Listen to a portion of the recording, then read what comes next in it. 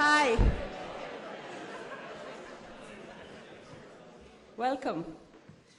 It's my pleasure to introduce you to the first of our new university's lectures titled Journeys. Lectures in which members of our community will share with us reflections and insights on their personal and professional journeys. Today's Journeys lecture, as you all know, is by Professor Randy Pausch. The next one is on Monday, September 24th, by Professor Roberta Klatsky. To introduce Professor Randy Pausch, our first Journey speaker, I would like to introduce Randy's friend and colleague, Steve Siebold. Steve has been at Electronics Arts for 6 years and is the Vice President of Global Brand Development for the Sims label at Electronic Arts. As you all know, the Sims is one of the most, if not the most successful PC game in the world, with sales approaching over 100,000. Prior to that, Steve was the Vice President for Strategic Marketing and Education at EA, bridging academia and Electronic Arts. His goal was to work with academics so there was an effective educational pathway for kids with building games as their dreams. It was in that role that Randy and Steve became colleagues and friends. Before Electronic Arts, Steve was the worldwide ad director for Time magazine and CEO of Sunset Publishing, which is a very favorite magazine in the Southwest. And as CEO there, one of the things he started was school tours because, like Randy, he shares a passion for inspiring kids of all ages to share their excitement for science and technology. So to introduce Randy, his friend Steve Siebold. Steve.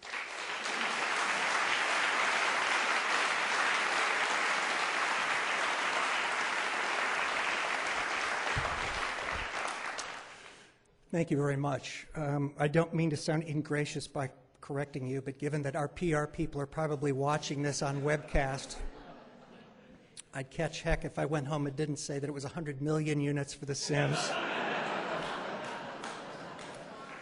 Not that big numbers matter to Electronic Arts. I don't see any empty seats anywhere, which is a good thing, which means I just want to bet from Randy, as a matter of fact. Depending upon whose version of the story you hear, he either owes me $20 or his new Volkswagen.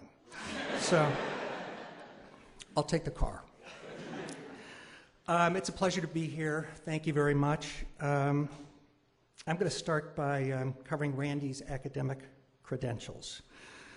It's a little bizarre for me to be standing here at Carnegie Mellon, which is a school I couldn't get into, no matter how much I contributed to this institution. But no, really, I'm not kidding. You all think, oh gosh, he's humble. Really, no, I'm not humble at all. Very average SAT scores, you know, right in the middle of my high school class of 900. Anyway, Randy earned. It really pisses me off that Randy's so smart. Actually, I called him. We decided about, 4 weeks ago, and we heard the news went from, like bad to horrific. It was on a Wednesday night, and I said, look, we have two choices. We can play this really straight and very emotional, or we can go to dark humor. And for those of you who know Randy well, he was like, oh, dark humor. So I called him the next day, and I was like, dude, you can't die. And he's like, what do you mean? And I said, well, when you die, the average IQ of Siebold's friends is going to drop 50 points. To which he responded, we need to find you some smarter friends. So you're all smart because you're here, so if you want to be my friend, I'll be over the corner of the reception room. Randy earned his undergraduate degree in computer science at Brown in 1982, his PhD in CS from Carnegie Mellon in 1988, and taught at the University of Virginia, where he was granted tenure a year early. He joined the Carnegie Mellon faculty in 1997 with appointments in the CS, HCI, and design departments. He has authored or co-authored 5 books and over 60 reviewed journal and conference proceeding articles, none of which I would understand. With Don Marinelli, he founded the Entertainment Technology Center, which quickly became the gold standard organization for training artists and engineers to work together. It is my view, in the view of our company, Electronic Arts, that the ETC is the interactive program by which all others in the world are judged. I met Randy in the spring of 2004, and when I look back, it's sort of hard to imagine it's only been 3 years, given the depth of our friendship. The ETC already had a very strong relationship with EA and with Randy. And Randy, as he always does, for those of you who know him well, wanted to learn more with his own eyes about how the games business works and how games really got made. So he spent a summer in residence at EA, and I was his primary contact point. We were, in my view, the odd couple. Randy, the brilliant, charming, Carnegie-educated CS professor, and me, who went to the University of Iowa on a wing and a prayer. We spent a lot of time together that semester, and for those of you who know Randy well, that's a lot of turkey sandwiches on white bread with mayo.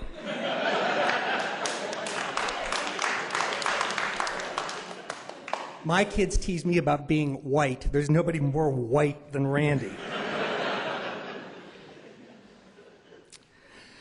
We spent an enormous amount of time together. We taught each other about each other's very interesting, strange cultures to the other, academic versus the corporate world.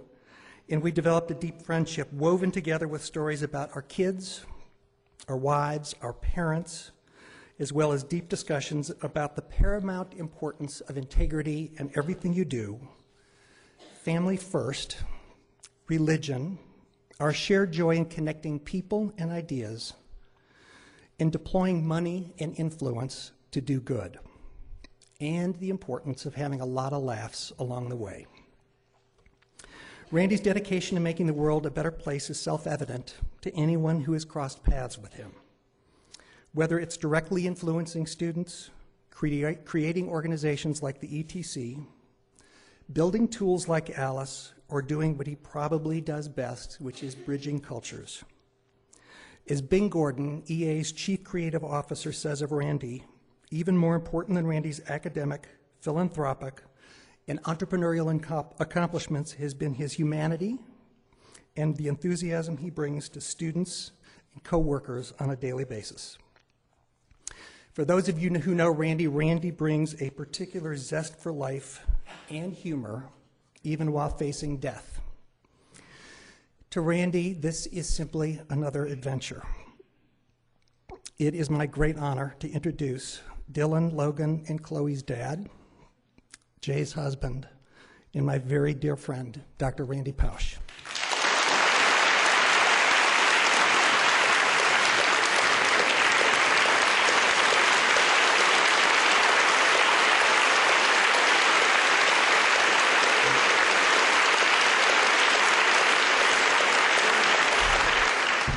Make me earn it.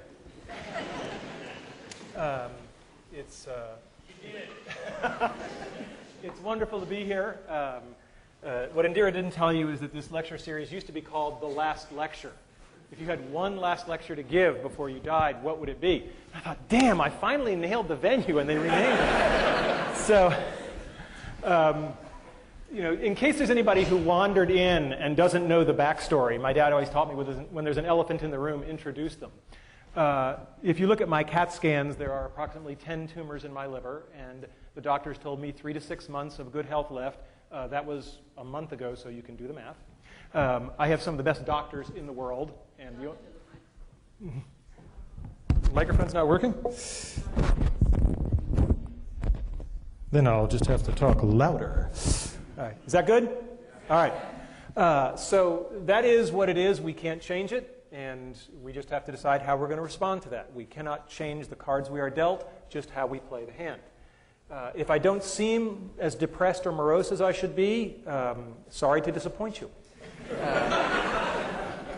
And I assure you, I am not in denial. It's not like I'm not aware of what's going on. My family, my 3 kids, my wife, we just decamped. We bought a lovely house in Chesapeake, Virginia, near Norfolk, and we're doing that because that's a better place for the family to be down the road. And the other thing is I am in phenomenally good health right now. I mean, it's the greatest thing of cognitive dissonance you will ever see is the fact that I am in really good shape. In fact, I'm in better shape than most of you.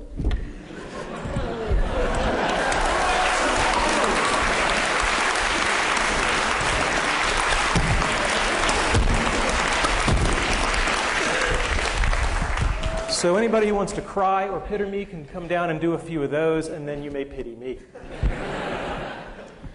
All right, so what we're not talking about today, we're not talking about cancer, because I spent a lot of time talking about that, and I'm really not interested. If you have any herbal supplements or remedies, please stay away from me. And we're not going to talk about things that are even more important than achieving your childhood dreams. We're not going to talk about my wife, we're not talking about my kids, because I'm good, but I'm not good enough to talk about that without tearing up.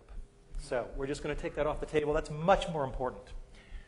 And we're not going to talk about spirituality and religion, although I will tell you that I have experienced a deathbed conversion. I just bought a Macintosh.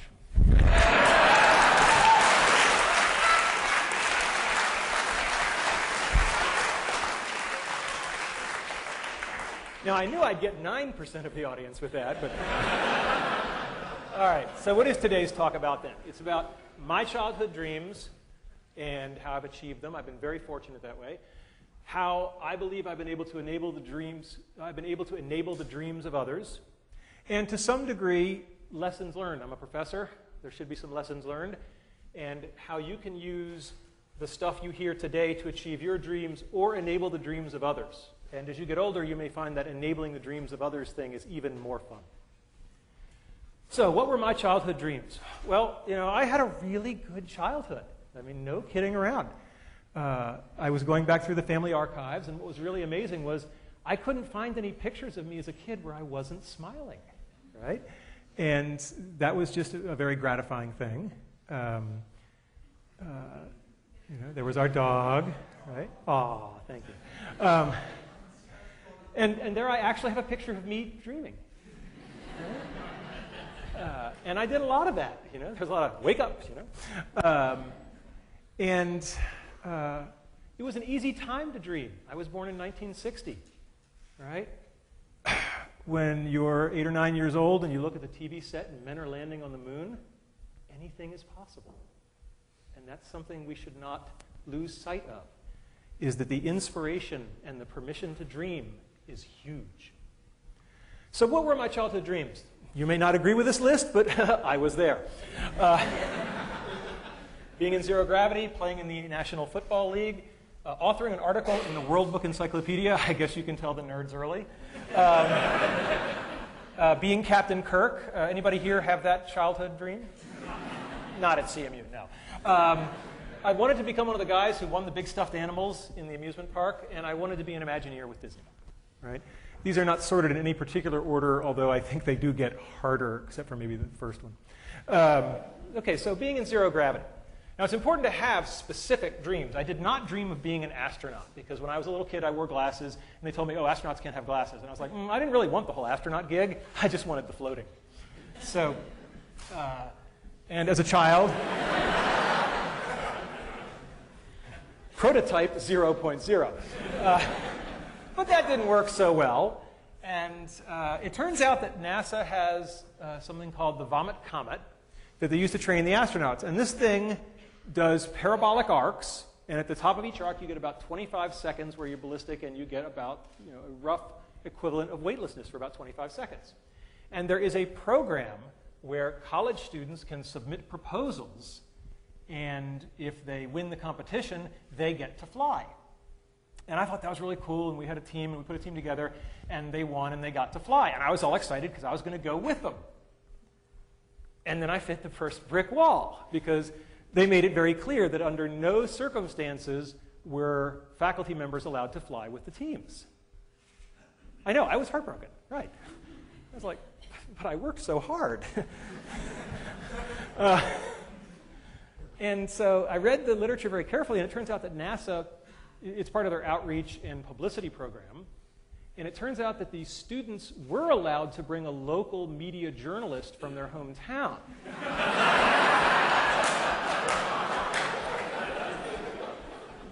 And Randy Pausch, web journalist. It's really easy to get a press pass. So I called up the guys at NASA and I said, I need to know where to fax some documents. And they said, what documents are you going to fax us? So I said, my resignation as the faculty advisor and my application as the journalist. And he said, that's a little transparent, don't you think? And I said, yeah, but our project is virtual reality, and we're going to bring down a whole bunch of VR headsets, and all the students from all the teams are going to experience it, and all those other real journalists are going to get to film it. Jim Foley's going, ah, you bastard, yes. And the guy said, here's the fax number. So, and indeed, we kept our end of the bargain, and that's one of the themes that you'll hear later on in the talk, is have something to bring to the table, right, because that will make you more welcomed. And if you're curious about what zero gravity looks like, hopefully the sound will be working here. It's on. All right, go get him, Mozzie. This is fantastic. It's just amazing. It's nothing like I expected. We are having a great There I am. I don't think any of us have had so far. This is awesome. You got one, Mozzie, that's good. Got a ball for you, Vons. You do pay the piper at the bottom. So, childhood dream number one? Check. All right, let's talk about football. My dream was to play in the National Football League. And most of you don't know that I actually no. No, I did not make it to the National Football League. But I probably got more from that dream and not accomplishing it than I got from any of the ones that I did accomplish. I had a coach. I signed up when I was 9 years old. I was the smallest kid in the league by far. And I had a coach, Jim Graham, who was 6'4". He had played linebacker at Penn State. He was just this hulk of a guy, and he was old school. Okay, I mean really old school. Like he thought the forward pass was a trick play. And he showed up for practice the first day, and you know, this big hulking guy, we were all scared to death of him, and he hadn't brought any footballs. How are we going to have practice without any footballs? And one of the other kids said, excuse me, Coach, but there's no football. And Coach Graham said, right, how many men are on a football field at a time? So he said, 11 on a team, 22. And Coach Graham said, all right, and how many people are touching the football at any given time? Well, one of them. And he said, right, so we're going to work on what those other 21 guys are doing. And that's a really good story because it's all about fundamentals. Fundamentals, fundamentals, fundamentals. You've got to get the fundamentals down because otherwise the fancy stuff isn't going to work. And the other Jim Graham story I have is there was one practice where he just rode me all practice. Just, you're doing this wrong, go back and do it again, you owe me, you're doing push-ups after practice. And when it was all over, one of the other assistant coaches came over and said, yeah, Coach Graham rode you pretty hard, didn't he? I said, yeah. He said, that's a good thing. He said, when you're screwing up and nobody's saying anything to you anymore, that means they gave up. And that's a lesson that stuck with me my whole life, is that when you see yourself doing something badly and nobody's bothering to tell you anymore, that's a very bad place to be. Your critics are your ones telling you they still love you and care. After Coach Graham, I had another coach, Coach Setliff, and he taught me a lot about the power of enthusiasm. He did this one thing where only for one play at a time, he would put people in at like the most horrifically wrong position for them. Like all the short guys would become receivers, right? It was just laughable. But we only went in for one play, right? And boy, the other team just never knew what hit them. Because when you're only doing it for one play and you're just not where you're supposed to be, and freedom's just another word for nothing left to lose, boy, are you going to clean somebody's clock for that one play. And that kind of enthusiasm was great. And to this day, I am most comfortable on a football field. I mean, it's just one of those things where, you know, if I'm working a hard problem, people will see me wandering the halls with one of these things. And that's just because, you know, when you do something young enough and you train for it, it just becomes a part of you. And I'm very glad that football was a part of my life. And if I didn't get the dream of playing in the NFL, that's okay. I probably got stuff more valuable. Because looking at what's going on in the NFL, I'm not sure those guys are doing so great right now. Okay? And so one of the expressions I learned in electronic arts, which I love, which pertains to this, is experience is what you get when you didn't get what you wanted. And I think that's absolutely lovely. And the other thing about football is we send our kids out to play football or soccer or swimming or whatever it is. And it's the first example of what I'm going to call a head fake or indirect learning. We actually don't want our kids to learn football. I mean, yeah, it's really nice that I have a wonderful three-point stance and that I know how to do a chop block and all this kind of stuff. But we send our kids out to learn much more important things. Teamwork, sportsmanship, perseverance, et cetera, et cetera. And these kinds of head fake learnings are absolutely important. And you should keep your eye out for them because they're everywhere. All right, a simple one, being an author in the World Book Encyclopedia. When I was a kid, we had the World Book Encyclopedia on the shelf.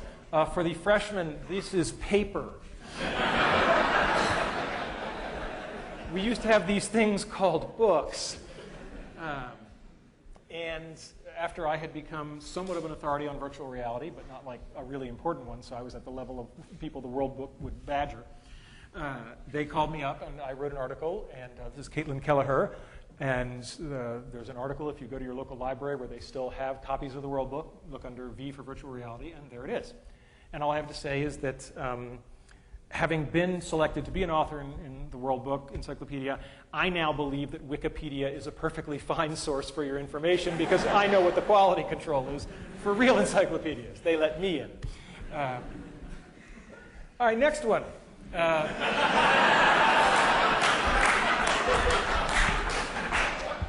At a certain point, you just realize there's some things you're not going to do, so maybe you just want to stand close to the people. And I mean, my God, what a role model for young people. Right? I mean, just this is everything you want to be. And what I learned that carried me forward in leadership later is that, you know, he wasn't the smartest guy on the ship. I mean, Spock was pretty smart, and McCoy was the doctor, and Scotty was the engineer, and you sort of go, and what skill set did he have to get on this damn thing and run it? And, you know, clearly there's this skill set called leadership. And, you know, whether or not you like the series, there's no doubt that there was a lot to be learned about how to lead people by watching this guy in action. So, and he just had the coolest damn toys, right? I mean, my God, he, you know, I just thought it was fascinating as a kid that he had this thing, and he could, you know, talk to the ship with it, right? You know, I just thought that was just spectacular, and of course, now I own one, and it's smaller. So that's kind of cool. So I got to achieve this dream. James T. Kirk, his alter ego, William Shatner, wrote a book, which I think was actually a pretty cool book. It was with Chip Walter, who is a Pittsburgh-based author who's quite good. And they wrote a book on basically the science of Star Trek, you know, what has come true. And they went around to top places around the country and looked at various things, and they came here to study our virtual reality setup. And so we built a virtual reality for him. It looked something like that. We put it in, put it to red alert. He was a very good sport. It's not like he saw that one coming. And it's really cool to meet your boyhood idol. But it's even cooler when he comes to you to see what cool stuff you're doing in your lab. And that was just a great moment. All right, winning stuffed animals. This may seem mundane to you, but when you're a little kid and you see the big buff guys walking around in the amusement park and they got all these big stuffed animals, right? And this is my lovely wife. And I have a lot of pictures of stuffed animals I've won. That's my dad posing with one that I won. I've won a lot of these animals. There's my dad. He did win that one, to his credit.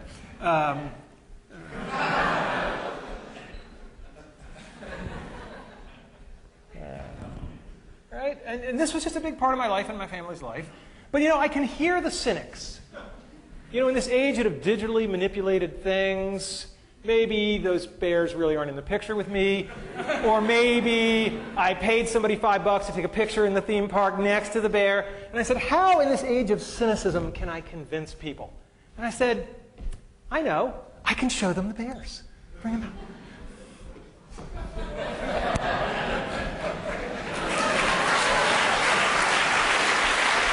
You can just put them right there. You just put them back against the wall. Jasmine. It's hard to hear you. Okay. Okay. Thanks, honey. Here's some bears. We didn't have quite enough room in the moving truck down to Chesapeake, and anybody who'd like a little piece of me at the end of this, feel free to come up. First come, first serve. All right, my next one, being an Imagineer. This was the hard one. Believe me, getting to zero gravity is easier than becoming an Imagineer. When I was a kid, I was 8 years old, and our family took a trip cross-country to see Disneyland. And if you've ever seen the movie National Lampoon's Vacation, it was a lot like that. There's a quest. And these are real vintage photographs. And there I am in front of the castle, and there I am. And for those of you who are into foreshadowing, this is the Alice ride. And I just thought this was just the coolest environment I'd ever been in. And instead of saying, gee, I want to experience this, I said, I want to make stuff like this. And so I bided my time, and then I graduated with my PhD from Carnegie Mellon, thinking that meant me infinitely qualified to do anything. And I dashed off my letters of application to Walt Disney Imagineering, and they sent me some of the damn nicest go-to-hell letters I've ever gotten. I mean, it was just... we have carefully reviewed your application, and presently we do not have any positions available which require your particular qualifications. Now think about the fact that you're getting this from a place that's famous for guys who sweep the street, right? So that was a bit of a setback. But remember, the brick walls are there for a reason. All right? The brick walls are not there to keep us out. The brick walls are there to give us a chance to show how badly we want something. Because the brick walls are there to stop the people who don't want it badly enough. They're there to stop the other people. All right, fast forward to 1991. We did a system back at the University of Virginia called Virtual Reality on $5 a day.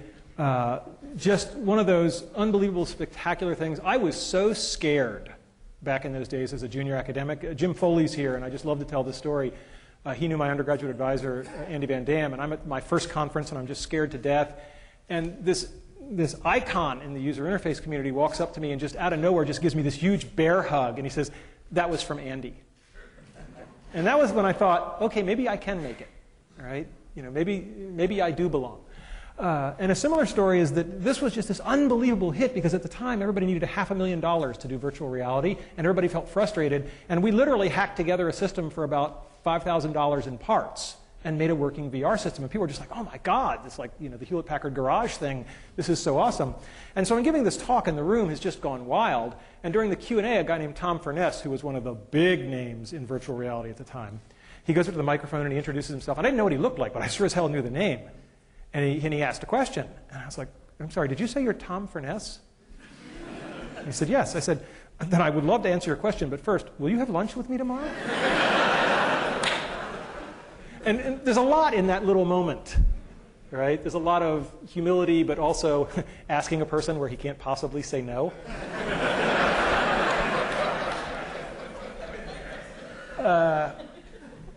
And so Imagineering, a couple of years later, was working on a virtual reality project. This was top secret. They were denying the existence of a virtual reality attraction after the time that the publicity department was running the TV commercials. Okay, so Imagineering really had nailed this one tight. And it was the Aladdin attraction where you would fly a magic carpet. And the head-mounted display, sometimes known as Gator Vision. And so I had an in. As soon as the project had just, you know, they started running the TV commercials. And I had been asked to brief the Secretary of Defense on the state of virtual reality. Okay, Fred Brooks and I had been asked to brief the Secretary of Defense. And that gave me an excuse. So I called them up, I called Imagineering, and I said, look, I'm briefing the Secretary of Defense. I'd like some materials on what you have because it's one of the best VR systems in the world. And they kind of pushed back, and I said, look, is all this patriotism stuff in the parks a farce? And they're like, okay. They said, but the PR department doesn't, this is so new, the PR department doesn't have any footage for you, so I'm going to have to connect you straight through to the team who did the work. Jackpot. Right? So I find myself on the phone with a guy named John Snoddy, who is one of the most impressive guys I have ever met. And he was the guy running this team, and it's not surprising they had done impressive things. And so he sent me some stuff. We talked briefly. He sent me some stuff. And I said, hey, I'm going to be out in the area for a conference shortly. Would you like to get together and have lunch? Translation. I'm going to lie to you and say that I have an excuse to be in the area so I don't look too anxious. But I would go to Neptune to have lunch with you. And so John said, sure. And I spent something like 80 hours talking with all the VR experts in the world, saying, if you had access to this one unbelievable project, what would you ask? And then I compiled all of that, and I had to memorize it, which anybody who knows me knows that I have no memory at all, because I couldn't go in looking like a dweeb with, hi, question 72, right? So I went in, and this was like a 2-hour lunch, and John must have thought he was talking to, some phenomenal person, because all I was doing was channeling Fred Brooks and Ivan Sutherland and Andy Van Damme and people like that, and Henry Fuchs. So it's pretty easy to be smart when you're parroting smart people. And at the end of the lunch with John, I sort of, as we say in the business, made the ask. And I said, I have a sabbatical coming up. And he said, what's that? The beginnings of the culture clash. And so I talked with him about the possibility of coming there and working with him. And he said, well, that's really good, except, you're in the business of telling people stuff, and we're in the business of keeping secrets. Right? And then what made John Snotty was he said, but we'll work it out. Right? Which I really loved. The other thing that I learned from John Snotty, I could do easily an hour-long talk just on what have I learned from John Snotty. One of the things he told me was that wait long enough and people will surprise and impress you. He said, when you're pissed off at somebody and you're angry at them, you just haven't given them enough time. Just give them a little more time, and they'll almost always impress you. And that really stuck with me. I think he's absolutely right on that one. To make a long story short, we negotiated a legal contract. It was going to be the first, some people refer to it as the first and last paper ever published by Imagineering. But the deal was I go, I provide my own funding, I go for 6 months, I work with a project, we publish a paper. And then we meet our villain. I can't be all sweetness and light because I have no credibility. Somebody's head's going to go on a stick. Turns out that the person who gets his head on the stick is a dean back at the University of Virginia. His name is not important. Let's call him Dean Wormer.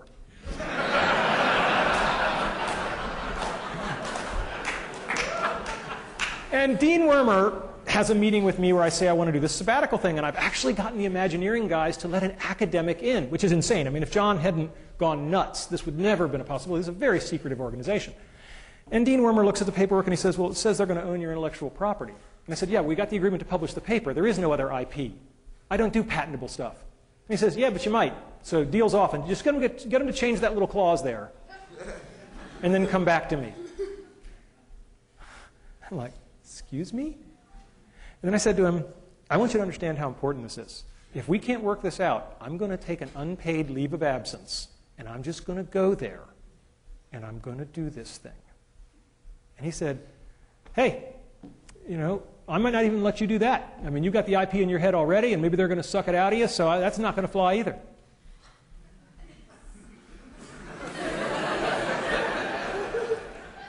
It's very important to know when you're in a pissing match. And it's very important to get out of it as quickly as possible. So I said to him, well, let's back off on this. Do we think this is a good idea at all? He said, I have no idea if this is a good idea. I was like, okay, well, we've got common ground there.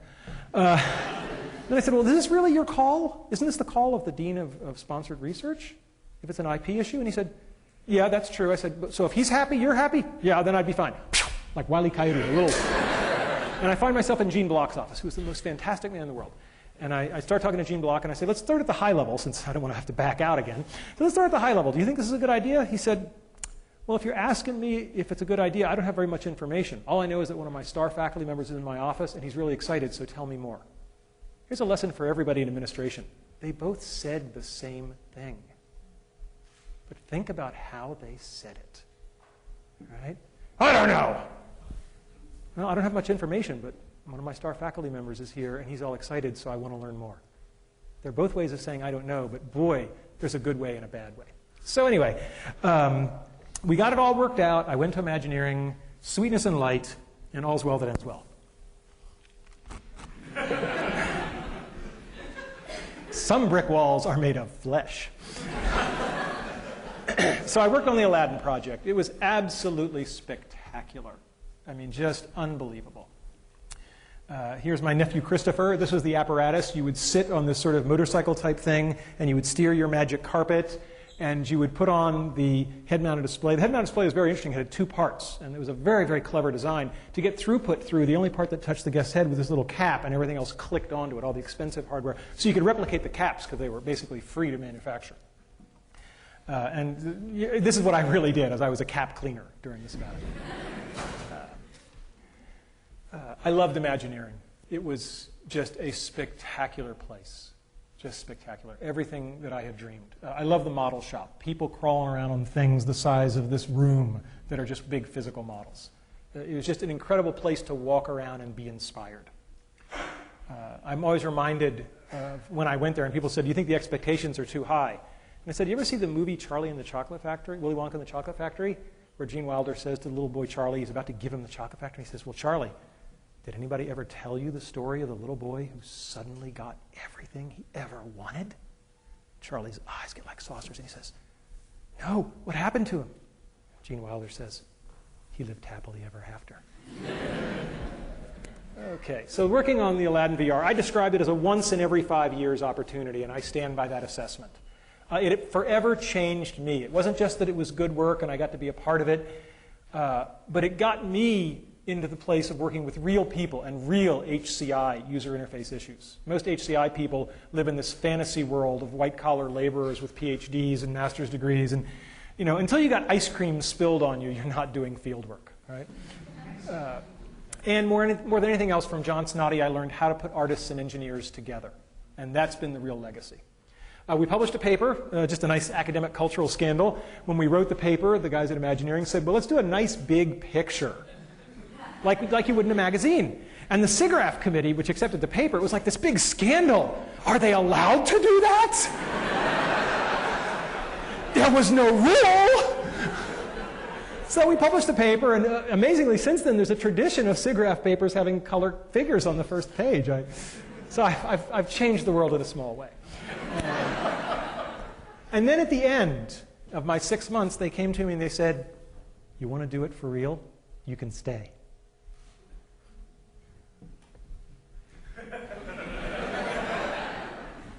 And I said no. One of the only times in my life I have surprised my father. He was like, you what? He said, since you were, all you wanted, and now they got it, and you're like, huh? There was a bottle of Maalox in my desk drawer. Be careful what you wish for. It was a particularly stressful place. Imagineering in general is actually not so Maalox-laden, but the lab I was in, John left in the middle. And it was a lot like the Soviet Union. It was a little dicey for a while. But it worked out okay. And if they had said, stay here or never walk in the building again, I would have done it. I would have walked away from tenure. I would have just done it. But they made it easy on me. They said, you can have your cake and eat it too. And I basically become a day a week consultant for Imagineering, and I did that for about 10 years.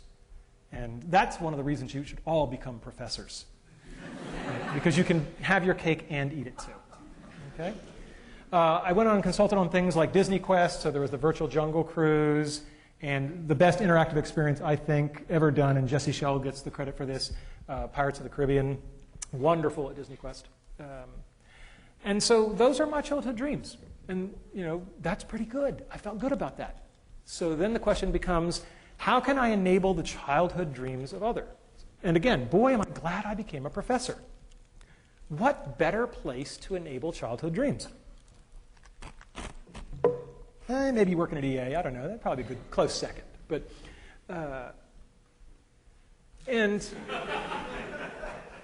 this started in a very concrete realization that I could do this, because a young man named Tommy Burnett, when I was at the University of Virginia, came to me, was interested in joining my research group, and we talked about it. And he said, and I have a childhood dream.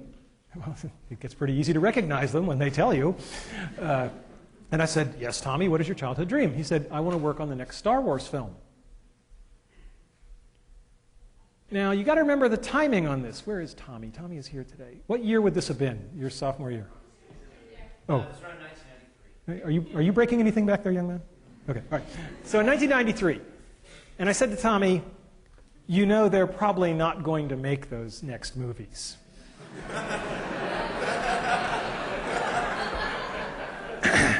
And he said, no, they are.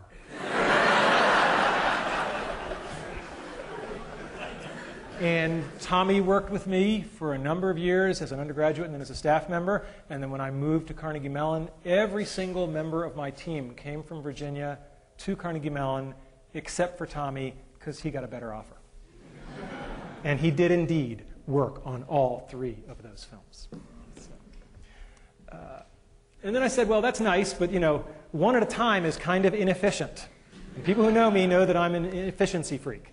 So I said, can I do this en masse? Can I get people turned in such a way that they can be turned on to their childhood dreams? And I created a course. I came to Carnegie Mellon and I created a course called Building Virtual Worlds. It's a very simple course. How many people here have ever been to any of the shows? Okay, so you have some of you have an idea. For those of you who don't, the course is very simple. There are 50 students drawn from all the different departments of the university. There are randomly chosen teams, 4 people per team, and they change every project. A project only lasts 2 weeks, so you do something, you make something, you show something, then I shuffle the teams, you get 3 new playmates, and you do it again. And it's every 2 weeks, and so you do 5 projects during the semester. The first year we taught this course, it is impossible to describe how much of a tiger by the tail we had. I was just running the course because I wanted to see if we could do it. We had just learned how to do texture mapping on 3D graphics, and we could make stuff that looked half decent, but you know, we were running on really weak computers by current standards. But I said, I'll give it a try. And at my new university, I made a couple of phone calls, and I said, I want to cross-list this course to get all these other people. And within 24 hours, it was cross-listed in 5 departments. I love this university. I mean, it's just, it's the most amazing place. And I said, and the kids said, well, what content do we make? I said, hell, I don't know. You make whatever you want. 2 rules, no shooting violence and no pornography. Not because I'm opposed to those in particular, but, you know, that's been done with VR, right? And you'd be amazed how many 19-year-old boys are completely out of ideas when you take those off the table.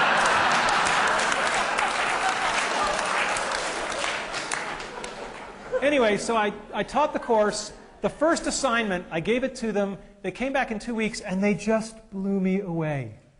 I mean, the work was so beyond, literally, my imagination. Because I'd copied the process from Imagineering's VR lab, but I had no idea what they could or couldn't do with it as undergraduates and how, because their tools were weaker. And they came back in the first assignment, and they did something that was so spectacular that I literally did 10 years as a professor, and I had no idea what to do next. So I called up my mentor. I called up Andy Van Dam. And I said, Andy, I just gave a 2-week assignment, and they came back and did stuff that if I'd given them a whole semester, I would have given them all A's. Sensei, what do I do? And Andy thought for a minute, and he said, you go back into class tomorrow, and you look them in the eye, and you say, guys, that was pretty good, but I know you can do better. And that was exactly the right advice, because what he said was, you obviously don't know where the bar should be, and you're only going to do them a disservice by putting it anywhere. And boy, was that good advice, because they just kept going. And during that semester, it became this underground thing. I'd walk into a class with 50 students in it, and there were 95 people in the room. Because it was the day we were showing work. And people's roommates and friends and parents. I'd never had parents come to class before. It was flattering and somewhat scary. And so it snowballed, and we had this bizarre thing of, well, we got to share this. If there's anything I've been raised to do, it's to share. And I said, we got to show this at the end of the semester. We got to have a big show. And we booked this room, Economy. I have a lot of good memories in this room. And we booked it not because we thought we could fill it, but because it had the only AV setup that would work, because this was a zoo. Right, computers and everything. And then we filled it. And we more than filled it. We had people standing in the aisle. I will never forget the dean at the time, Jim Morris, was sitting on the stage right about there. We had to kind of scoot him out of the way. And the energy in the room was like nothing I'd ever experienced before. And President Cohen, Jerry Cohen, was there, and he sensed the same thing. He later described it as like an Ohio State football pep rally. except for academics. And he came over and he asked exactly the right question. He said, before you start, he said, I got to know, where are these people from? He said, the audience, what departments are they from? And we polled them, and it was all the departments. And I felt very good because I had just come to campus, he had just come to campus, and my new boss had seen in a very corporal way that this is the university that puts everybody together. And that made me feel just tremendous. So we did this campus-wide exhibition. People perform down here. They're in costume, and we project just like this, and you can see what's going on. You can see what they're seeing in the head mount. There's a lot of big props. So there's a guy whitewater rafting. This is Ben and E.T. And yes, I did tell them if they didn't do the shot of the kids biking across the moon, I would fail him. That is a true story. And I thought I'd show you just... So I thought I'd show you just one world. And if we can get the lights down, if that's at all possible. No. Okay, that means no. All right. All right, we'll just do our best then. Oh, hello there. I'm lonely. Make me a world. Make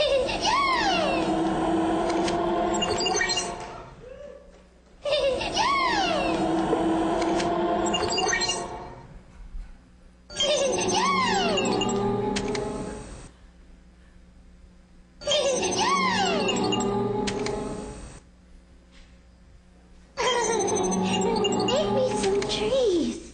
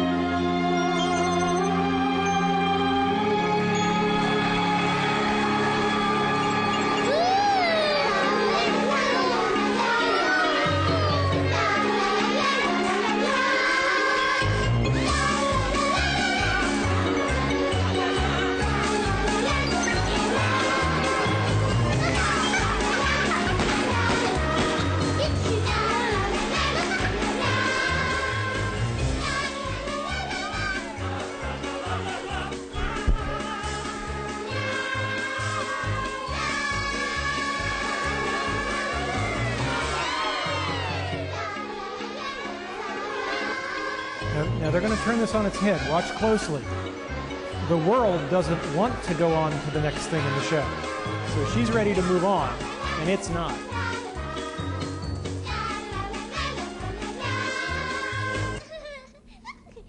What are you doing? Can't end this now. But there are so many other worlds that have to go. But our world is the best world. Hey, no!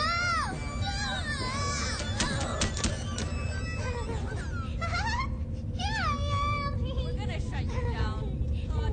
Control Alt Delete. Not Control Alt Delete.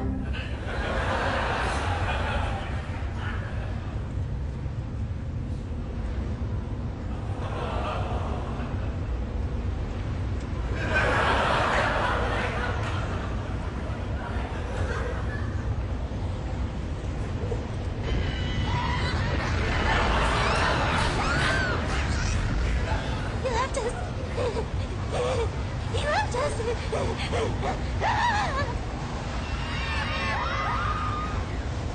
My skin is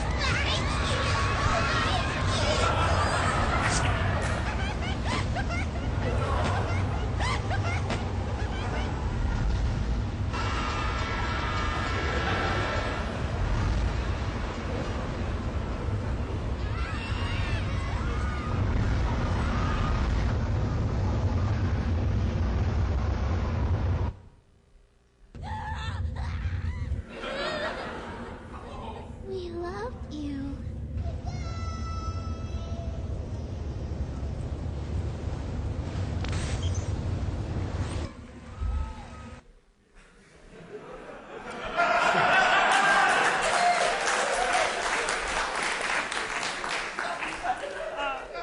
It was an unusual course. with some of the most brilliant, creative students from all across the campus. It just was a joy to be involved with. And they took the whole stage performance aspect of this way too seriously. And it became this campus phenomenon every year. People would line up for it. It was very flattering.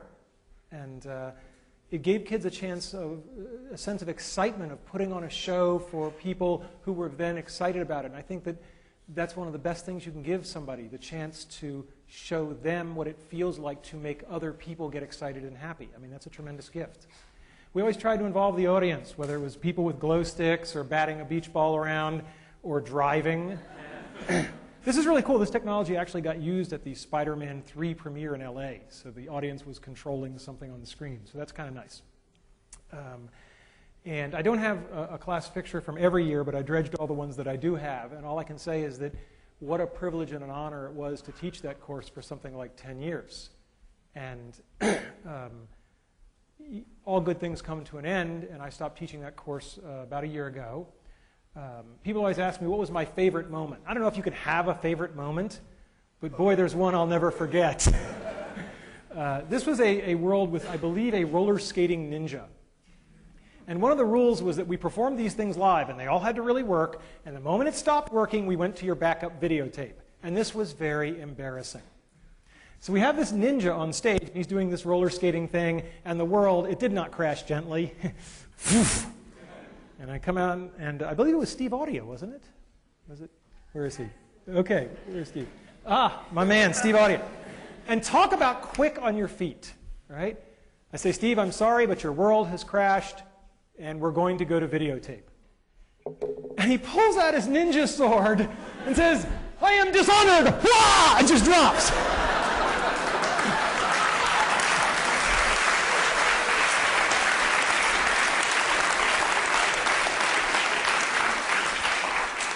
And so I think it's very telling that my favorite moment in 10 years of this high technology course was a brilliant ad lib.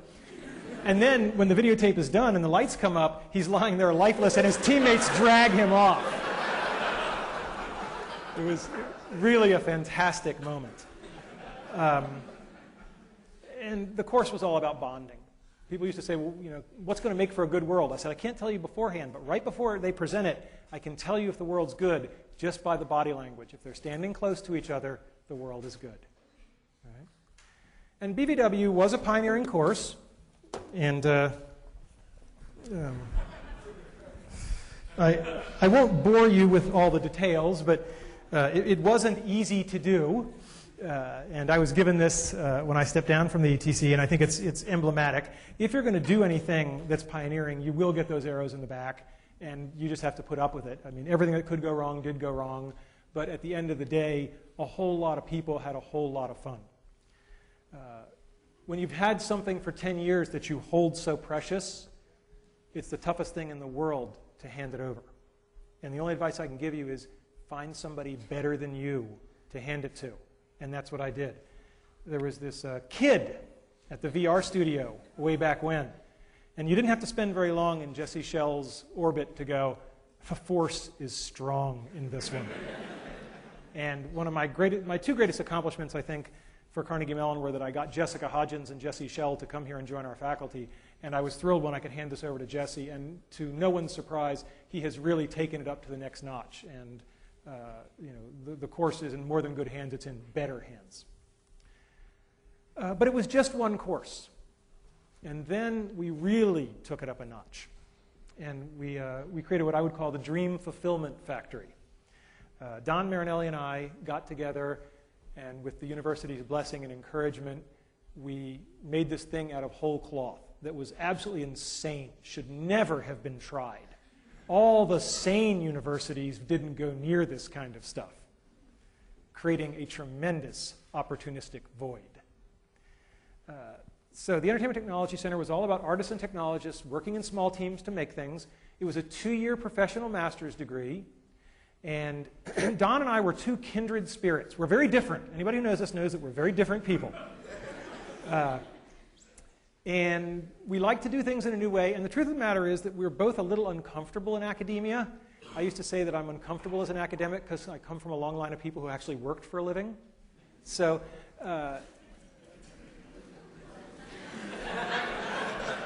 I detect nervous laughter. All right. And I want to stress, Carnegie Mellon is the only place in the world that the ETC could have happened. By far, the only place. Okay, this picture was Don's idea, okay? And we like to refer to this picture as Don Marinelli on guitar and Randy Pausch on keyboards. But we really did play up the left brain, right brain, and it worked out really well that way. Don is an intense guy.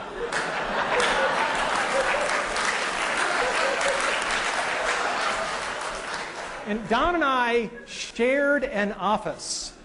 And at first it was a small office. We shared an office for 6 years. Right? Now, those of you who know Don know he's an intense guy. Right? And, given my current condition, somebody was asking me, this is a terrible joke, but I'm going to use it anyway. Because I know Don will forgive me. Somebody said, given your current condition, have you thought about whether you're going to go to heaven or hell? And I said, I don't know, but if I'm going to hell, I'm due 6 years for time served. But I kid. Sharing an office with Don was really like sharing an office with a tornado, right? There was just so much energy, and you never knew which trailer was next, right? But you knew something exciting was going to happen. And there was so much energy. And I do believe in giving credit where credit is due. So in my typically visual way, right? If Don and I were to split the success for the ETC, he clearly gets the lion's share of it. He did the lion's share of the work. Okay, he had the lion's share of the ideas. It was a great teamwork. I think it was a great yin and a yang, but it was more like yin and yang. Right? And he deserves that credit, and I give it to him because the ETC is a wonderful place. And he's now running it, and he's taking it global. We'll talk about that in a second. Describing the ETC is really hard, and I finally found a metaphor. Telling people about the ETC is like describing Cirque du Soleil if they'd never seen it. Sooner or later, you're going to make the mistake. You're going to say, well, it's like a circus. And then you're dragged into this conversation about, oh, how many tigers, how many lions, right? How many trapeze acts? And that misses the whole point. So when we say we're a master's degree, we're really not like any master's degree you've ever seen. Here's the curriculum.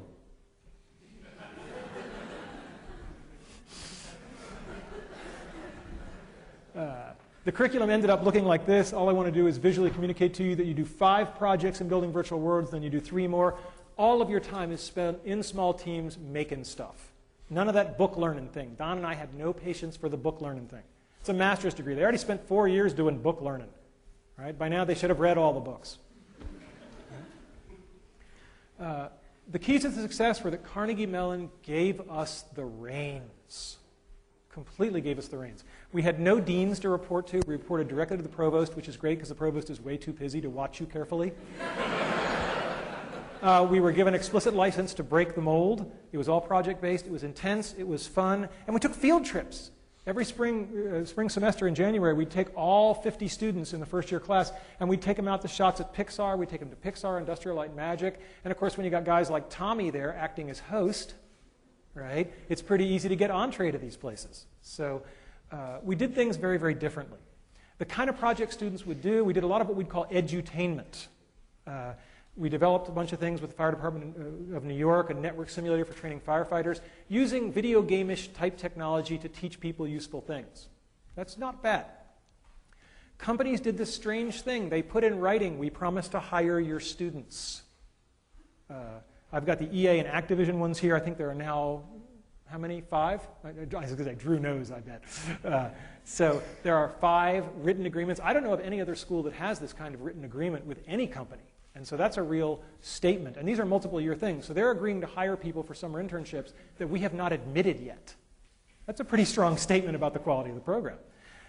And Don, as I said, he's crazy. And I mean that in a wonderful, complimentary way. He's doing these things where I'm like, oh my God. He's not here tonight because he's in Singapore, because there's going to be an ETC campus in Singapore. There's already one in Australia, and there's going to be one in Korea. So this is becoming a global phenomenon. So I think this really speaks volumes about all the other universities. It's really true that Carnegie Mellon is the only university that can do this. We just have to do it all over the world now. One of the big success about the ETC is teaching people about focus. Oh, now I hear the nervous laughter from the students. I had forgotten the delayed shock therapy effect of these bar charts. When you're taking Building Virtual Worlds, every 2 weeks we get peer feedback. We put that all into a big spreadsheet, and at the end of the semester, you've had 3 teammates per project, 5 projects. That's 15 data points. That's statistically valid. And you get a bar chart telling you on a ranking of how easy you are to work with where you stack up against your peers. Boy, that's hard feedback to ignore. Some still managed, but... But for the most part, people looked at that and went, wow, I gotta pick it up a notch. I better start thinking about what I'm saying to people in these meetings. And that is the best gift an educator can give, is to get somebody to become self-reflective. So the ETC was wonderful, but even the ETC, and even as Don scales it around the globe, it's still very labor-intensive. You know, it's not Tommy 1 at a time. It's not a research group 10 at a time. It's 50 or 100 at a time per campus times 4 campuses. But I wanted something infinitely scalable, right? Scalable to the point where millions or tens of millions of people could chase their dreams with something. And, you know, I guess that kind of a goal really does make me the Mad Hatter. So Alice is a project that we've worked on for a long, long time. It's a novel way to teach computer programming. Kids make movies and games. The head fake. Again, we're back to the head fakes. Best way to teach somebody something is to have them think they're learning something else. Right? I've done it my whole career. And the head fake here is that they're learning to program, but they just think they're making movies and video games. This thing has already been downloaded well over 1 million times. There are 8 textbooks that have been written about it. 10% of US colleges are using it now. And it's not the good stuff yet. The good stuff is coming in the next version. Okay? I, like Moses, get to see the promised land, but I won't get to set foot in it. And that's okay, because I can see it. And the vision is clear. Millions of kids having fun while learning something hard. That's pretty cool. I can deal with that as a legacy. The next version is going to come out in 2008. It's going to be teaching the Java language if you want them to know they're learning Java. Otherwise, they'll just think that they're writing movie scripts. We're getting the characters from the best-selling PC game in history, The Sims. And this is all already working in the lab. So there's no real technological risk. I don't have time to thank and mention everybody in the Alice team, but I just want to say that Dennis Cosgrove is going to be building this, has been building this. He is the designer. It's his baby. And for those of you who are wondering, well, you know, in some number of months, who should I be emailing about the Alice project? Where's Wanda Dan? Oh, there you are. Stand up. Let them all see you. Everybody say, hi, Wanda. Hi, Wanda. Send her the email. And I'll talk a little bit more about Caitlin Kelleher, but she's graduated with her PhD and is at Washington University, and she's going to be taking this up a notch and going to middle schools with it. So grand vision, and you know, to the extent that you can live on in something, I will live on in Alice. All right, so now the third part of the talk, lessons learned. You know, we've talked about my dreams. We've talked about helping other people enable their dreams. Somewhere along the way, there's got to be some aspect of what lets you get to achieve your dreams. First one is the role of parents, mentors, and students. I was blessed to have been born to 2 incredible people. This is my mother on her 70th birthday. I am back here. I have just been lapped. This is my dad riding a roller coaster on his 80th birthday. And he points out that, you know, he's not only brave, he's talented because he did win that big bear the same day. My dad was so full of life. Anything with him was an adventure. I don't know what's in that bag, but I know it's cool.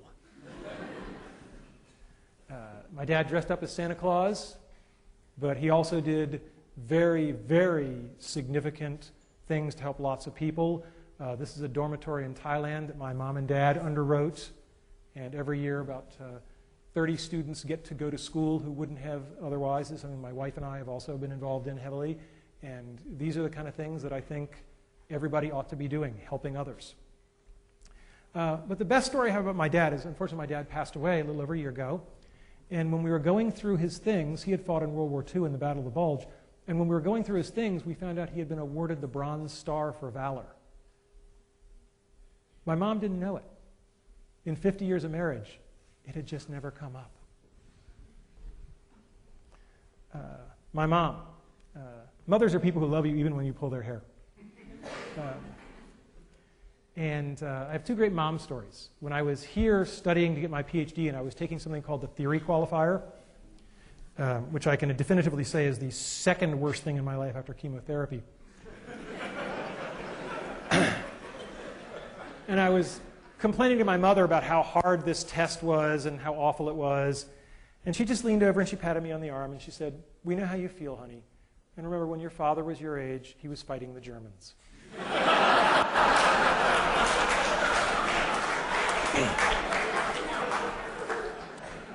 After I got my PhD, my mother took great relish in introducing me as, "This is my son. He's a doctor, but not the kind who helps people."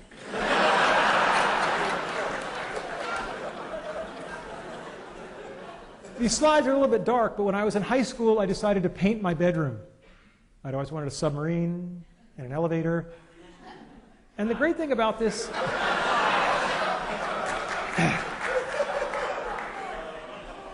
What can I say? And the great thing about this is they let me do it. And they didn't get upset about it, and it's still there. If you go to my parents' house, it's still there. And anybody who is out there who is a parent, if your kids want to paint their bedroom, as a favor to me, let them do it. Okay? It'll be okay. Don't worry about resale value on the house. Other people who help us besides our parents, our teachers, our mentors, our friends, our colleagues. God. What is there to say about Andy Van Dam?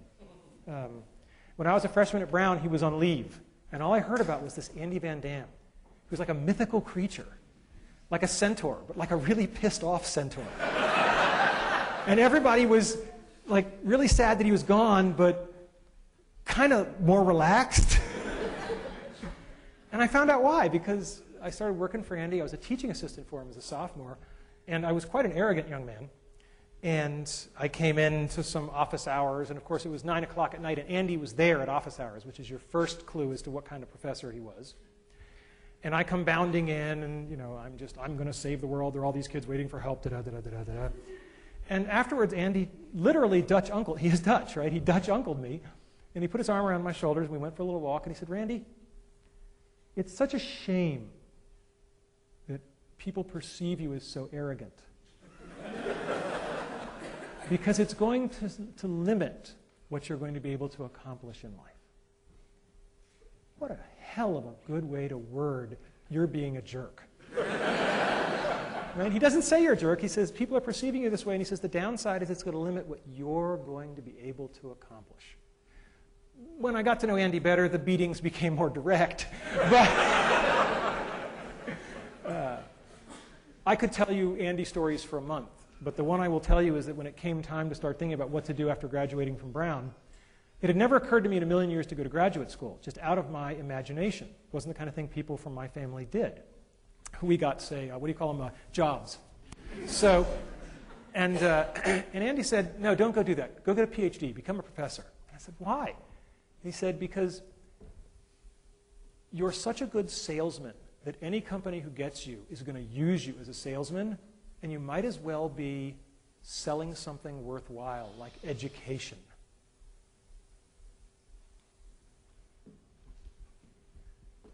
Thanks. Andy was my first boss, so to speak. I was lucky enough to have a lot of bosses. That red circle was way off. Al's over here. I don't know what the hell happened there. He's probably watching this on the webcast going, "My God, he's targeting, and he still can't aim." All right. I don't want to say much about the great bosses I've had, except that they were great. And I know a lot of people in the world have had bad bosses, and I haven't had to endure that experience, and I'm very grateful to all of the people that I ever had to report to. They've just been incredible. But it's not just our bosses. We learn from our students. I think the best head fake of all time comes from Dr. Caitlin Keller, who just finished up here and is starting at Washington University.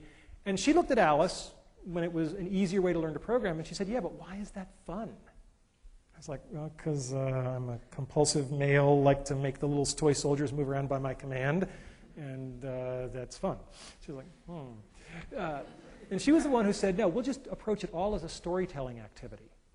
And she's done wonderful work showing that, particularly with middle school girls, if you present it as a storytelling activity, they're perfectly willing to learn how to write computer software. So, all-time best head fake award goes to Caitlin Kelleher's dissertation.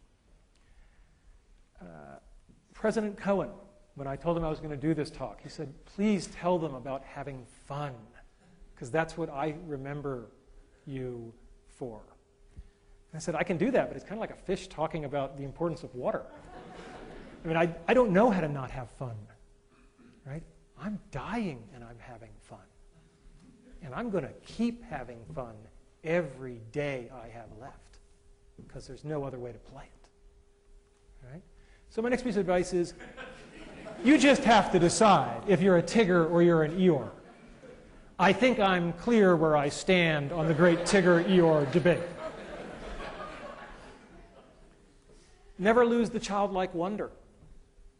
It's just too important. It's what drives us. Help others. Denny Prophet knows more about helping other people.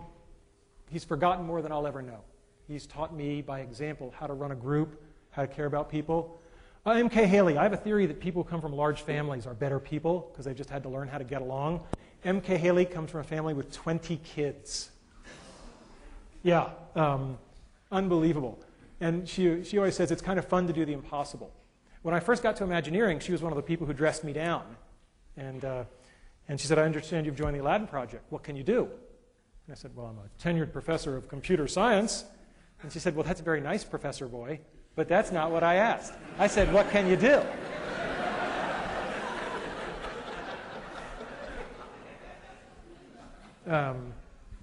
And, you know, I mentioned sort of my working class roots. We keep what is valuable to us, what we cherish, and I've kept my Letterman's jacket all these years. I used to like wearing it in grad school, and one of my friends, Jessica Hodgins, would say, why do you wear this Letterman's jacket? And I looked around at all the non-athletic guys around me who were much smarter than me, and I said, because I can. And so she thought that was a real hoot, so one year she made for me this little Raggedy Randy doll. And, he's got a little Letterman's jacket, too. That's my all-time favorite. It's the perfect gift for the egomaniac in your life. So I've met so many wonderful people along the way. Loyalty is a two-way street. There was a young man named Dennis Cosgrove at the University of Virginia. And when he was a young man, let's just say things happened. And I found myself talking to a dean. And the dean, no, not that dean. And anyway, this dean really had it in for Dennis, and I could never figure out why, because Dennis was a fine fellow. But for some reason, this dean really had it in for him. And I ended up basically saying, no, I vouched for Dennis. And the guy says, you're not even tenured yet. And you're telling me you're going to vouch for this sophomore or junior or whatever? I think it was a junior at the time. I said, yeah, I'm going to vouch for him because I believe in him. And the dean said, and I'm going to remember this when your tenure case comes up. And I said, deal. I went back to talk to Dennis, and I said, I would really appreciate you. That would be good. But loyalty is a two-way street. I mean, that was God knows how many years ago, but that's the same Dennis Cosgrove who's carrying Alice forward. He's been with me all these years, right? And, you know, if we only had one person to send in a space probe to meet an alien species, I'm picking Dennis. Okay. You can't give a talk at Carnegie Mellon without acknowledging one very special person, and that would be Sharon Burks. I mean, I joked with her. I said, well, look, if you're retiring, it's just not worth living anymore. Sharon is so wonderful, it's beyond description. And for all of us who've been helped by her, it's just indescribable. I love this picture because it puts her together with Syl. And Syl is great because Syl gave the best piece of advice, pound for pound, that I have ever heard. And I think all young ladies should hear this. Syl said, it took me a long time, but I finally figured it out. When it comes to men that are romantically interested in you, it's really simple. Just ignore everything they say and only pay attention to what they do. It's that simple. It's that easy. And I thought back to my bachelor days, and I said, damn. Never give up. I didn't get into Brown University. I was on the wait list. I called them up, and they eventually decided that it was getting really annoying to have me call every day, so they let me in. At Carnegie Mellon, I didn't get into graduate school. Andy had mentored me. He said, go to graduate school, you're going to go to Carnegie Mellon. All my good students go to Carnegie Mellon. And yeah, you know what's coming. And so he said, you're going to go to Carnegie Mellon, no problem. What he had kind of forgotten was that the difficulty of getting into the top PhD program in the country had really gone up. And he also didn't know I was going to tank my GREs, because he believed in me, which, based on my board scores, was a really stupid idea. And so I didn't get into Carnegie Mellon. No one knows this till today. I'm telling the story. I was declined admission to Carnegie Mellon. And I was a bit of an obnoxious little kid. I went into Andy's office, and I dropped the rejection letter on his desk. And I said, I just want you to know what your letter of recommendation goes for at Carnegie Mellon.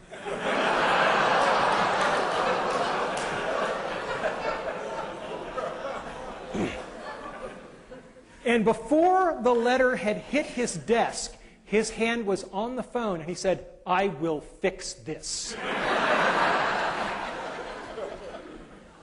And I said, no, I don't want to do it that way. That's not the way I was raised. You know, maybe some other graduate schools will see fit to admit me. And he said, look, Carnegie Mellon's where you're going to be. He said, I'll tell you what, I'll make you a deal. Go visit the other schools, because I did get into all the other schools. He said, go visit the other schools, and if you really don't feel comfortable at any of them, then will you let me call Nico? Nico being Nico Haberman. And I said, okay, deal. I went to the other schools without naming them by name. Berkeley, Cornell. They managed to be so unwelcoming that I found myself saying to Andy, you know, I'm going to go get a job. And he said, no, you're not. And he picked up the phone, and he talked in Dutch. And he hung up the phone, and he said, Nico says if you're serious, be in his office tomorrow morning at 8 a.m.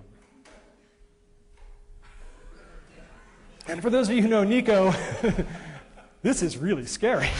So I'm in Nico Haberman's office the next morning at 8 a.m., and he's talking with me. And frankly, I don't think he's that keen on this meeting. I don't think he's that keen at all. And he says, Randy, why are we here? And I said, because Andy phoned you? And I said, well, since you admitted me, I have won a fellowship. The Office of Naval Research is a very prestigious fellowship. I've won this fellowship, and that wasn't in my file when I applied. And Nico said, a fellowship, money, we have plenty of money. That was back then. And he said, we have plenty of money. Why do you think having a fellowship makes any difference to us? And he looked at me. There are moments that change your life. And 10 years later, if you know, in retrospect, it was one of those moments, you're blessed. But to know it at the moment, with Nico staring through your soul. And I said, I didn't mean to imply anything about the money. It's just that it was an honor. There were only 15 given nationwide. And I did think it was an honor that would be something that would be meritorious. And I apologize if that was presumptuous. And he smiled. And that was good. So, how do you get people to help you? You can't get there alone. People have to help you, and I do believe in karma. I believe in paybacks. You get people to help you by telling the truth, being earnest. I'll take an earnest person over a hip person every day, because hip is short-term. Earnest is long-term. Apologize when you screw up, and focus on other people, not on yourself. And I thought, how do I possibly make a concrete example of that? Do we have a concrete example of focusing on somebody else over there? Can we bring it out? See, yesterday was my wife's birthday. If there was ever a time I might be entitled to have the focus on me, it might be the last lecture. But no, I feel very badly that my wife didn't really get a proper birthday, and I thought it'd be very nice if 500 people...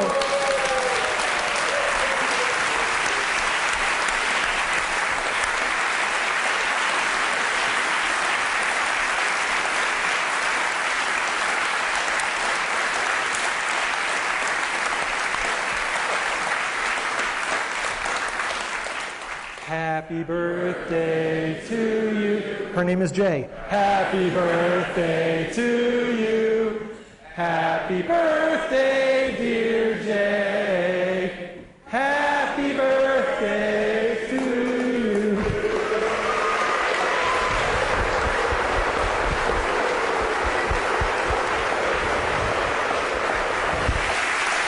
Gloria.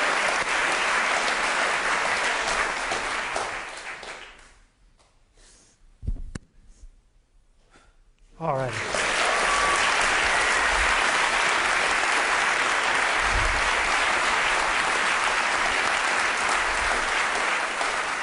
And now you all have an extra reason to come to the reception. Remember, brick walls let us show our dedication. They are there to separate us from the people who don't really want to achieve their childhood dreams. Don't bail. The best of the gold is at the bottom of barrels of crap.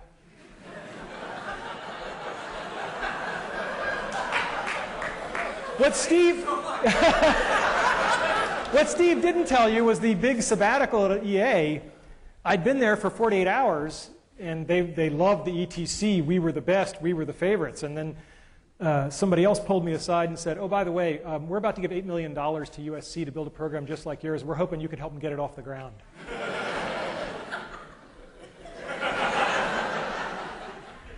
And then Steve came along and they said, what? Oh, God. And to quote a famous man, I will fix this.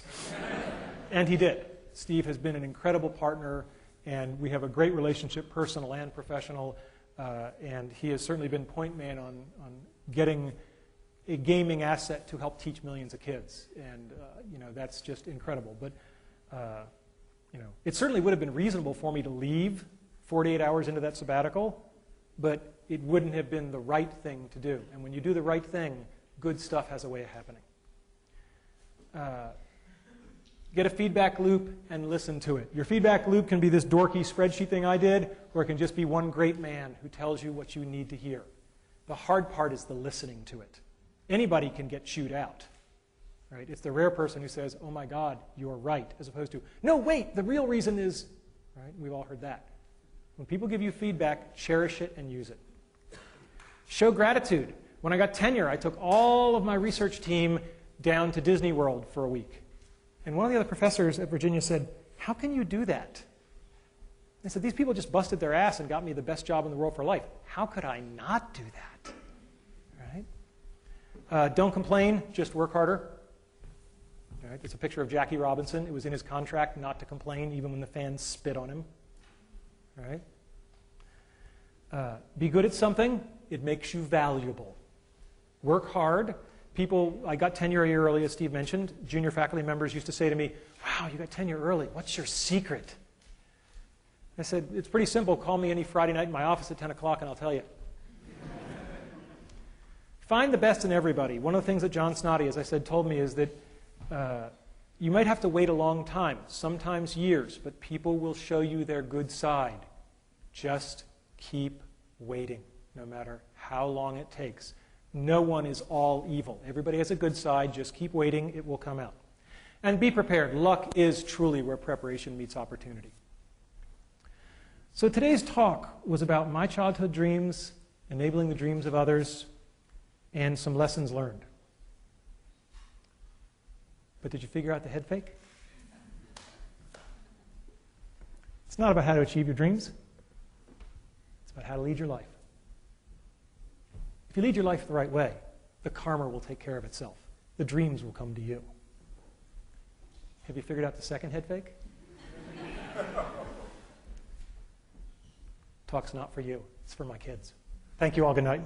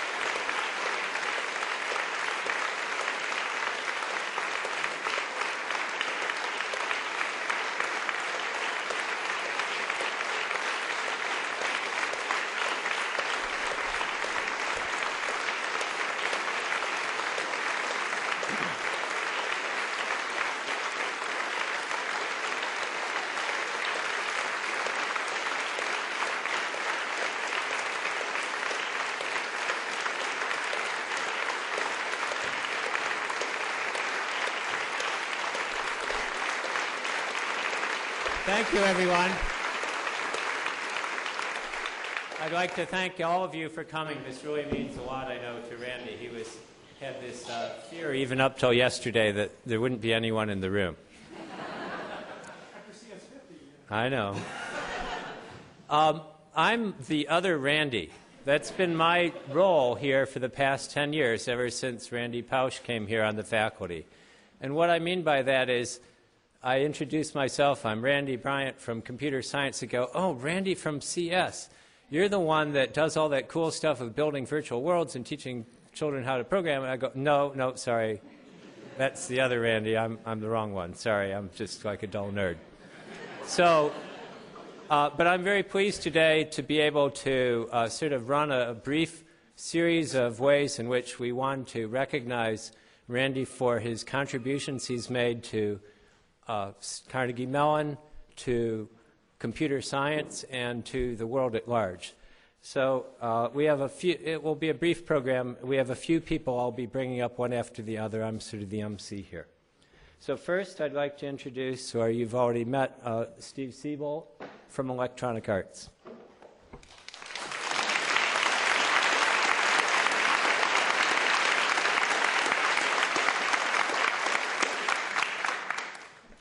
My family wondered whether or not I'd make it through the introduction.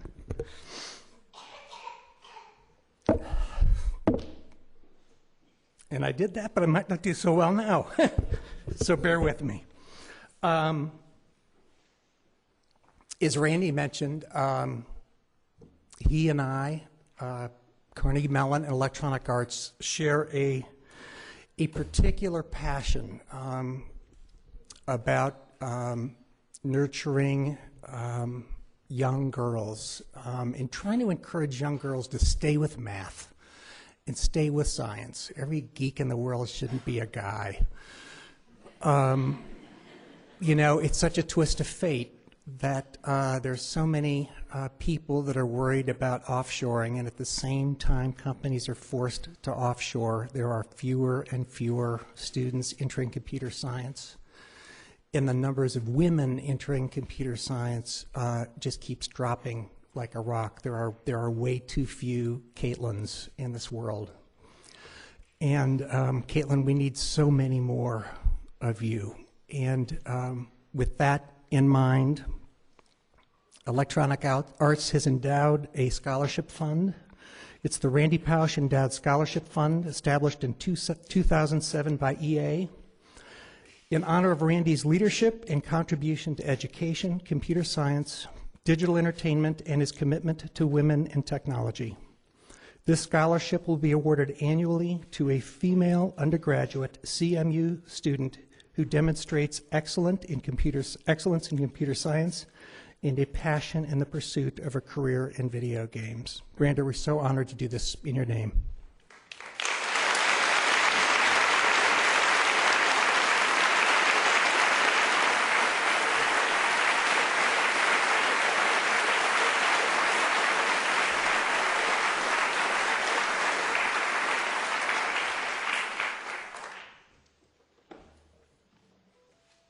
Next, I'd like to introduce Jim Foley. He's on the faculty at Georgia Tech, and he's here representing the ACM Special Interest Group in Computer-Human Interaction. Jim.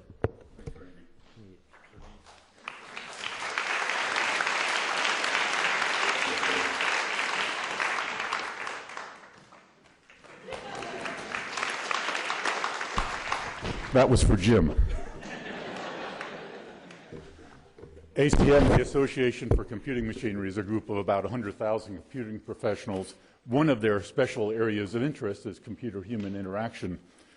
A few weeks ago, someone who's a very good friend of Randy's wrote a citation which was endorsed by a number of people and went to the executive committee of SIGCHI, which on behalf of the SIGCHI membership has authorized this special presentation.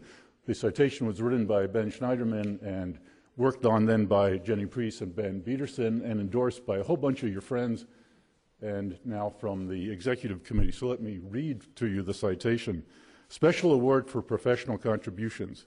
Randy Pausch's innovative work has spanned several disciplines and has inspired both mature researchers and a generation of students. His deep technical competence, choice of imaginative projects, and visionary thinking are always combined with energy and passion. We've seen that.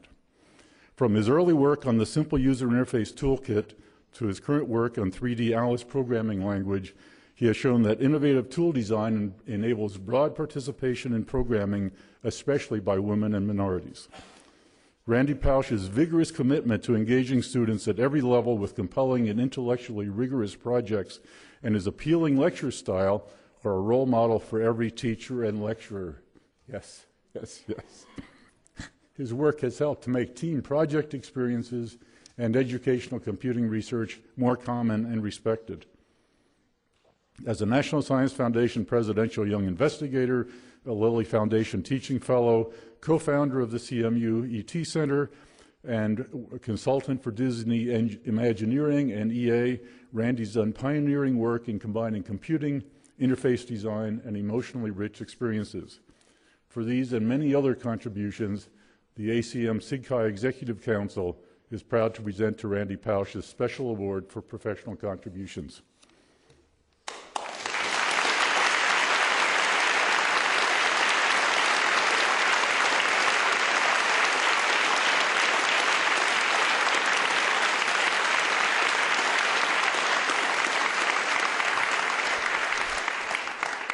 Thank you, Jim. Next, I'd like to introduce Jerry Cohen, the president of Carnegie Mellon University.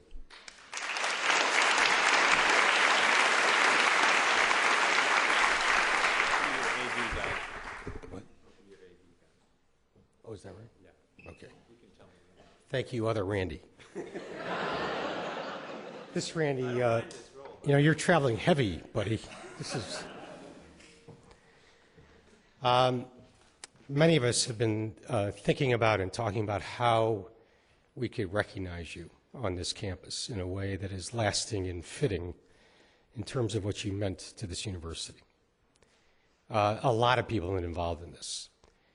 You thought the provost wasn't paying attention all those years. And actually, one of the ways we're going to remember you is this $50,000 bill for stuffed animals.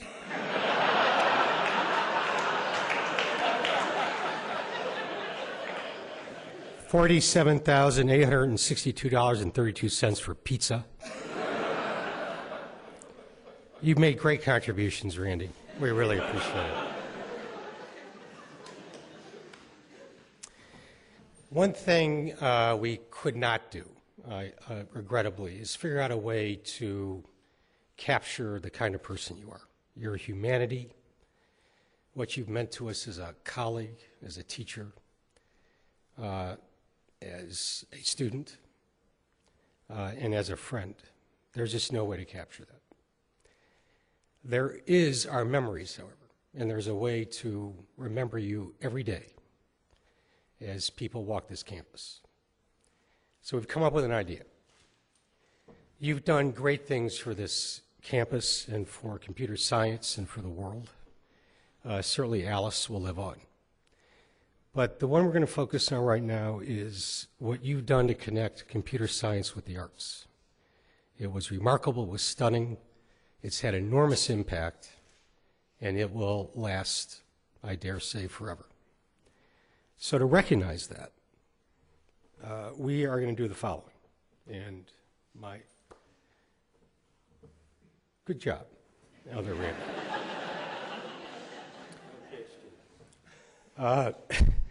In order to affect this, we had to build a building. $100 million building, which will allow us to do the following. You'll note, by the way, to orient people, so the Purnell Center for the Arts is the home of the School of Drama. That modern-looking new thing, half of which has a green roof, is a new Gates Center for Computer Science. And we had long planned to connect these two physically, both to allow people to get down from the cut to lower campus, and you have to admit, it carries tremendous symbolic importance. Well, on behalf of the Board of Trustees of Carnegie Mellon And on behalf of the entire university, I'm pleased to announce today that the bridge connecting these two will be known as the Randy Pausch Memorial Footbridge.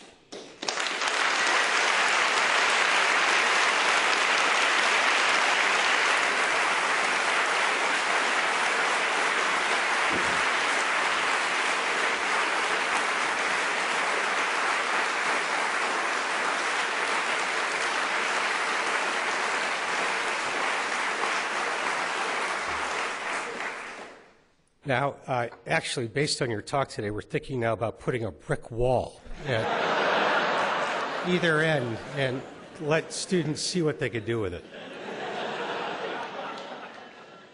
Randy, there will be generations of students and faculty to come here who will not know you, but they will cross that bridge, they will see your name, and they'll ask those of us who did know you. And we will tell them that unfortunately, they were not able to experience the man, but they are surely experiencing the impact of the man. Randy, thank you for all that you've done for Carnegie Mellon. We're going to miss you.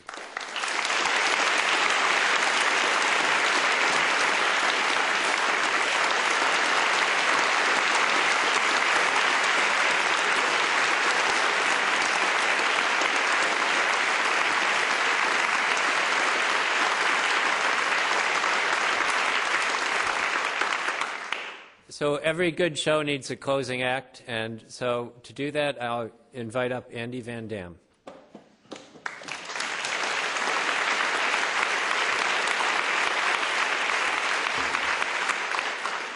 Oh, how I love having the last word.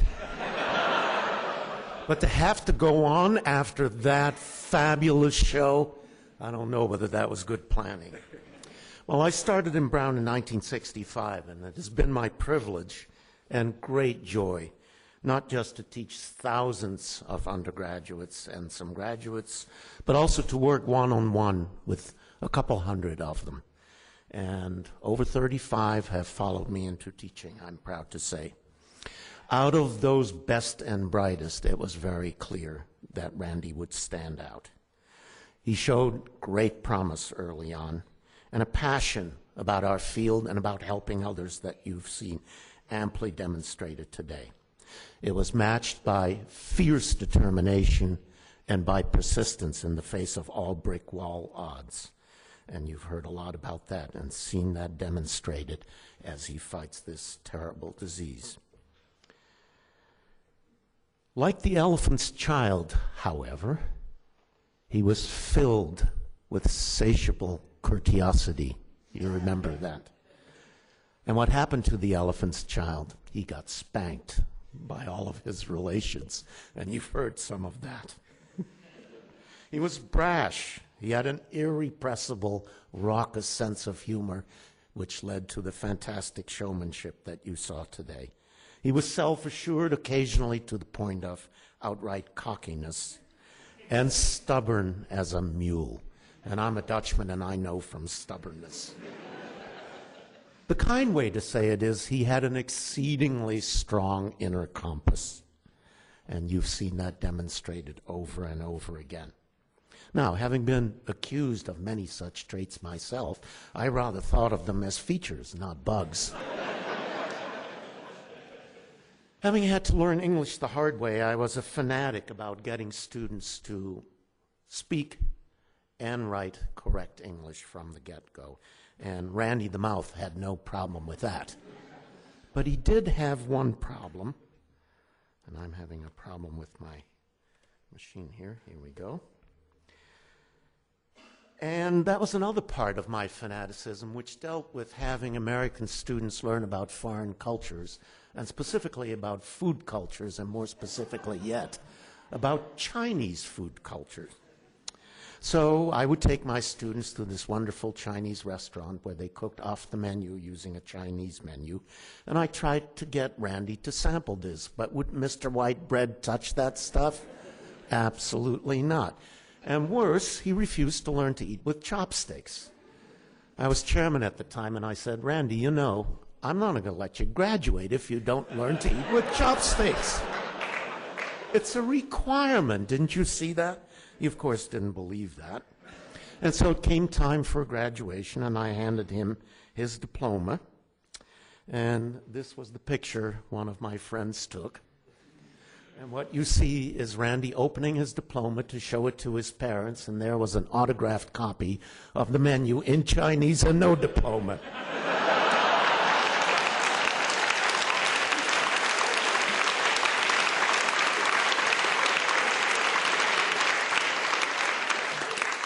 It was one of the few times I got the better of him, I have to confess. Well, here we are today, all of us, and hundreds and hundreds of people all over the country, I dare say, all over the world, participating in this great event to celebrate you and your life. Randy is the person, the mensch, as we say in Yiddish, your manifold accomplishments as a model academic, especially as a mentor to your students. Your Disneyland expeditions not only were unique, but they are legendary. You have more than fulfilled the terms of the Brown University Charter, which are to discharge the offices of life with usefulness and reputation. Your utter devotion to your family and your career are exemplary and continue unabated as you cope with the immensity of your situation. You exemplify undaunted courage and grace under pressure, the most terrible pressure one can imagine. Randy, you have been and you will continue to be a role model for us. Thank you so much for all you have done for us and to allow us to tell you privately and in such a public way how much we admire, honor, and indeed love you.